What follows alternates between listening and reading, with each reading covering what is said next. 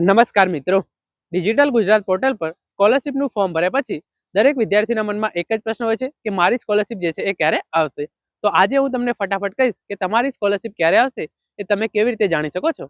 જ્યારે digital Gujarat portal પર સ્કોલરશિપનું form ભર્યા પછી 5-6 દિવસ પછી તમારા સ્કોલરશિપના સ્ટેટસની અંદર રિસીવ્ડ બાય પ્રિન્સિપલ લખેલું બતાવતું હોય તો એનો મતલબ એ થાય છે કે તમારી સ્કોલરશિપનું ફોર્મ જે છે એ તમારી સ્કૂલ અથવા તો કોલેજ કક્ષાએ જે છે એ પહોંચી ગયું છે. એના પછી જ્યારે તમારા સ્કોલરશિપના સ્ટેટસની અંદર application pending at office level લખેલું બતાવતું હોય તો એનો મતલબ એ થાય છે કે તમારું સ્કોલરશિપનું ફોર્મ છે એ તમારી સ્કૂલ અથવા તો કોલેજ દ્વારા અપ્રૂવ કરી દેવામાં આવ્યું છે અને હવે તમારા જિલ્લાની સમાજ કલ્યાણની જે ઓફિસ છે ત્યાં મોકલી દેવામાં આવે છે.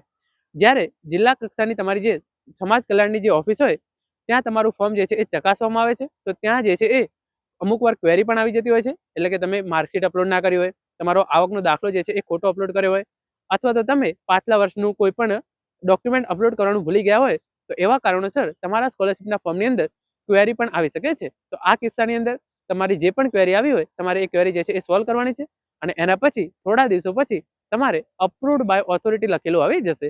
તો એનો મતલબ એ થાય છે કે તમારી જિલ્લા કક્ષાની જે સમાજ કલ્યાણની ઓફિસ છે એમણે ફોર્મ જે છે એ કમ્પ્લીટ ચકાસી દીધું છે અને તમારા ફોર્મમાં કોઈ પણ પ્રકારની ભૂલ જે છે એ છે નહીં. તો પછી હવે તમારી સ્કોલરશિપ જે છે એ એકવાર અપ્રુવડ બાય ઓથોરિટી આવી જાય એના પછી જે છે એ 1 થી 2 મહિનાની અંદર તમારા બેંક ખાતાની અંદર જમા થઈ જતી હોય છે. ઘણીવાર વિદ્યાર્થીઓને કેન્સલ, ક્લોઝ બાય સિટીઝન અથવા તો એમણે જાતે જ ભૂલથી વિથડ્રો કરી દીધું હોય છે.